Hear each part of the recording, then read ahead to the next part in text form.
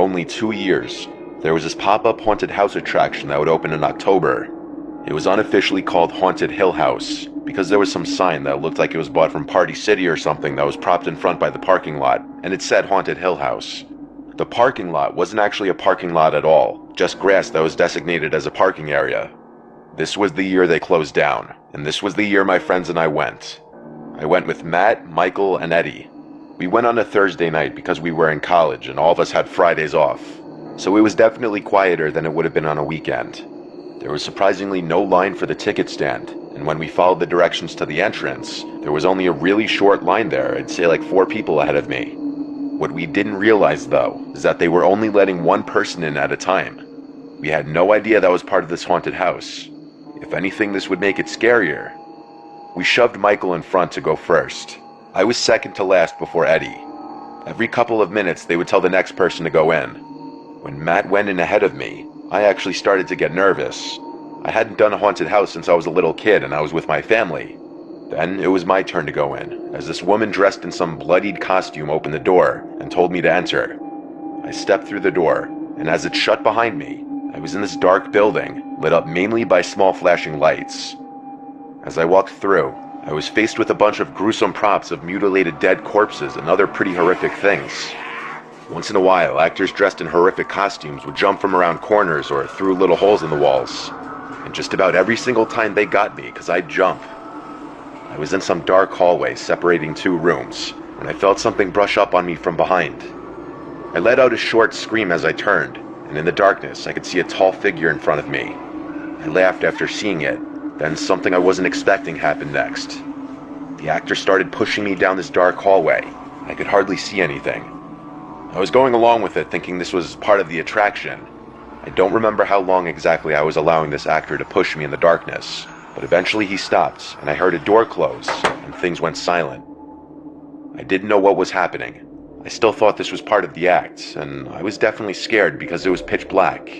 Then I felt hands grabbing me, but in a very weird way, not in a way that a haunted house actor should. I was being full-on grabbed, and so I pushed the person off and said, "Get the fuck off me, dude." I stood there in silence now. I said, "You're going too far, man. You can't touch people like that," thinking this was still just part of the haunted house act.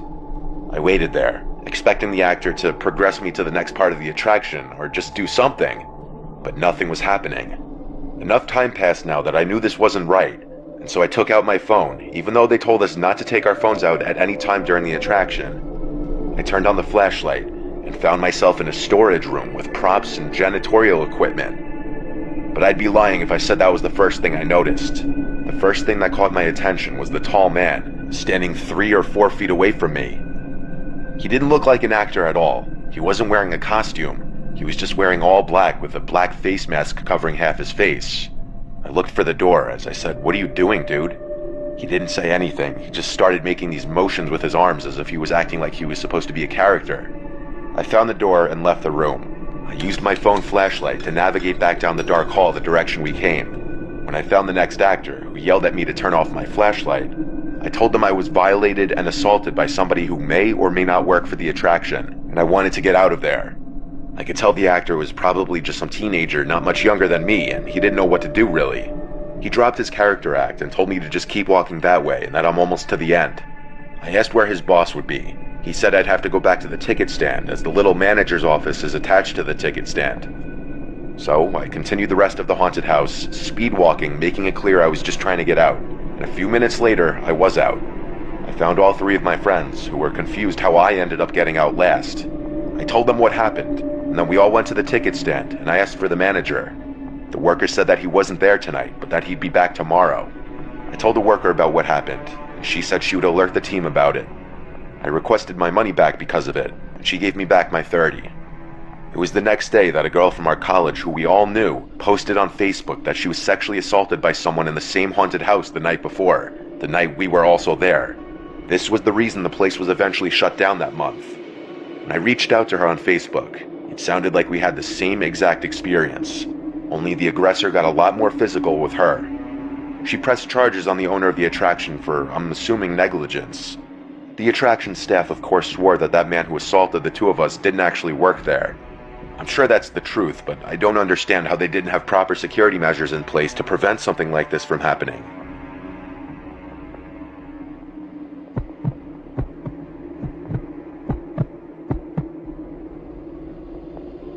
This was the first and last time I ever went to a haunted house attraction. I live in Fort Worth, Texas, and every year there's this big haunted house attraction that opens up.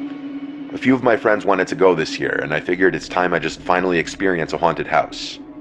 For a little early context, I had a very troubled childhood that's caused me to develop PTSD, but I'll get more into that later. It was a weekend, so nobody wanted to go into this sober.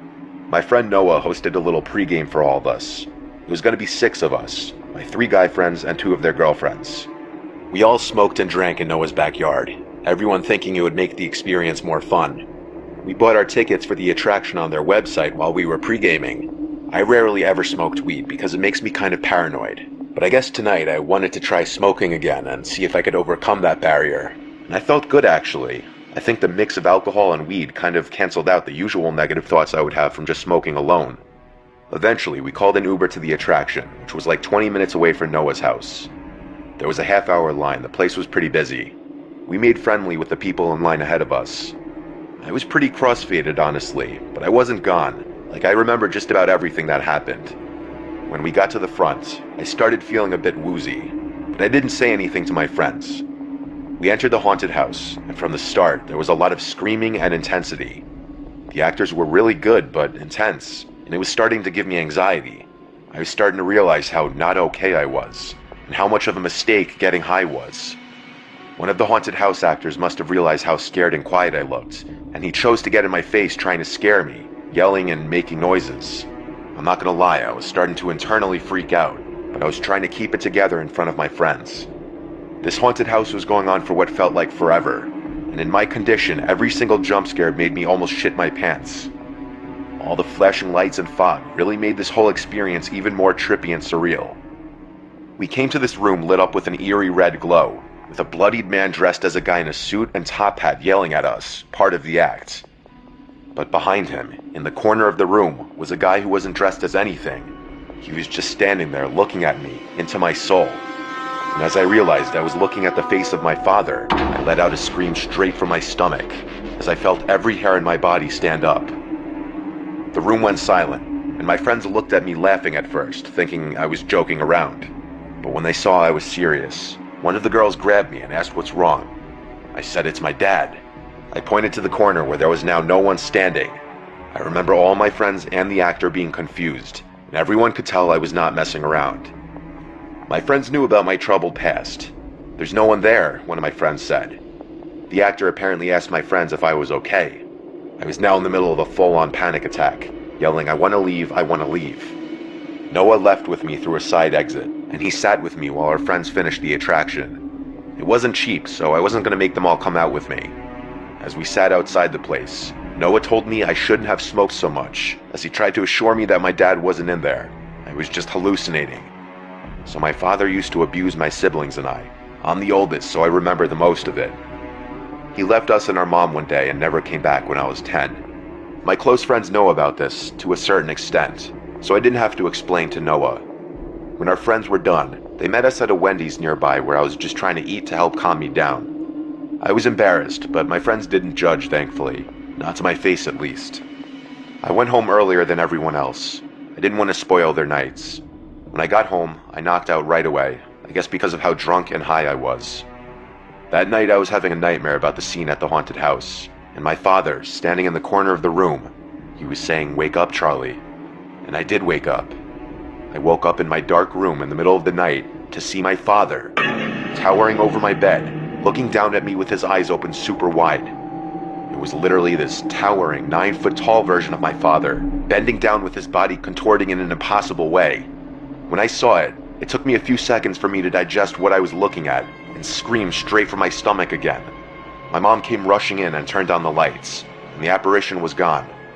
My heart was racing and my blood ran cold. I cried to my mom that I saw Dad. It was one of the most scarring nights of my adult life.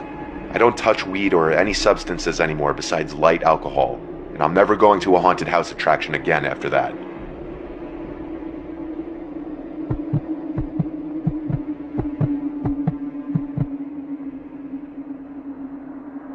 During COVID, I thought it would be fun to get a job at a local haunted house attraction. My friend Marissa was already working there, and she told me they were looking for new actors and actresses. She pulled some strings and got me a job after I met with the owner. There were multiple sections to the haunted house attraction, including 3 haunted houses and the haunted corn maze. On my first day on the job, there was some slight rehearsing my character and just demonstrating my acting skills to one of the supervisors who was on duty. My role for the night was assigned to be a damsel in distress, and this meant I was going to be tied to a pole and yelling at the guests to help me as they walked past me. Of course, all guests would be told before entering not to touch any of the actors or actresses, so they would know not to actually untie me when I'm screaming, "Help me." So before opening time, the supervisor/coordinator Jeremiah walked me to my post. Quite literally my post, because I'd be tied to a wooden post in the corn maze. I was honestly surprised that I actually had to be tied up and not just pretend. I asked how I would go to the bathroom and such. He said there would be short breaks between sessions. He also said there would be another supervisor nearby if I should need anything, which made me feel a little better. Once he walked away, I was left alone. There were a bunch of sound effects and scary ambiance loops echoing through the cornfield from the various speakers hidden throughout the maze.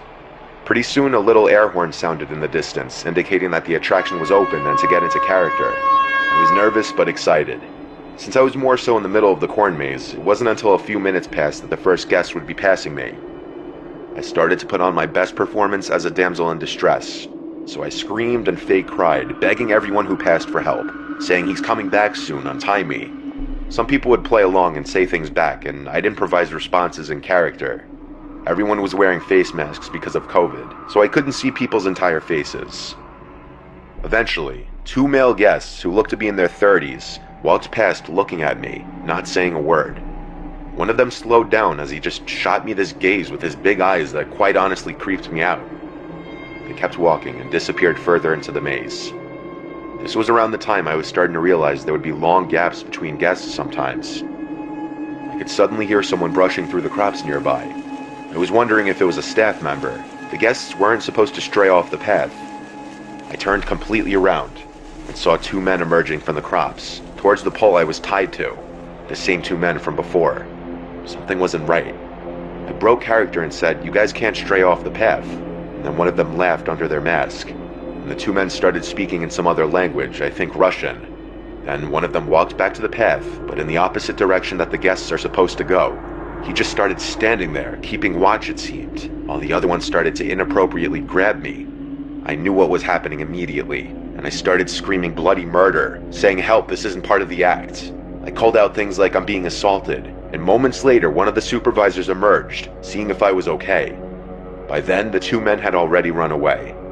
I was untied and escorted out of the maze. I called my parents, and they insisted I just leave right now. I left, and Jeremiah and one of the other supervisors said I'd be paid for the night, and if I didn't want to come back, they'd understand, but to just keep them in the loop. I wish I could say it was over, though. On my drive home, I was extra cautious to make sure I wasn't being followed. I noticed halfway home that the same white car was behind me the whole time. I started making turns down random streets, and when the white car stayed behind me every single time, I knew I was being followed. I knew I had to find the nearest police precinct, so I typed in police station on Google Maps, and I started driving to it. They followed me the whole way until I pulled into the parking lot of the precinct. Then they kept driving. I never saw the car again. I sat in my car for 10 minutes before finally turning it back on and driving home, confirming every few seconds that I wasn't being followed. I didn't return to work at that haunted house attraction again.